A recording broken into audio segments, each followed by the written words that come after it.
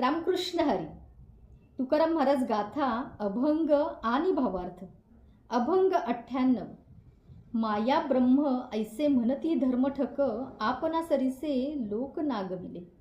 विषयी लंपट शिकवी कुविद्या, मनामागे नांद्या होऊनी फिरे. करुणी खाता पाक जिरे सुरन राई, करिता अतित्याई दुःख पावे. औषध द्यावया चाळविले बाळा, दावुनिया गुळा दृष्टी पुढे. तरवया आधी शोधा वेदवाणी, वांजट बोलणी 12 त्यांची. तुका म्हणे जया पिंडाचे पाळन, न घडे ना.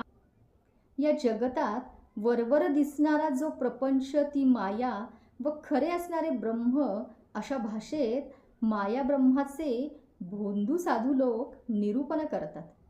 किंवा वरवर दिसणारा माईक पसारा हेच ते ब्रह्माचे रूप मानतात. असे विवेचन करून ते स्वतःही फसतात व स्वतःप्रमाणे इतरांनाही फसवितात. अशी माणसे केवळ विषयांमध्येच आसक्त असतात व लोकांना वाटेल तसा खोटा बोध करतात आणि आपण मात्र स्वतः ओढाळ मनामागे नंदीप्रमाणेच फिरतात.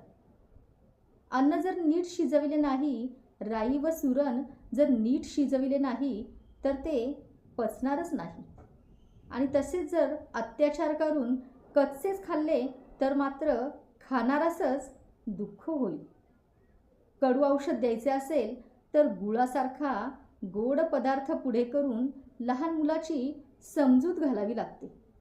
म्हणून खरोखरीच असे आहे की आपणास जर तरायचे असेल तर अगोदर वेदवाणी काय आहे ते शोधा, ती समजावून घ्या व अशा भोंदू लोकांची वृथा बोलणी प्रथम दूर करा. त्यामुळेच तुकाराम महाराज म्हणतात, ज्यांचे केवळ शरीर पोषण हेच एक ध्येय असते, त्यांची व ईश्वराची कधीच भेट होणार नाही. पांडुरंग पांडुरंग.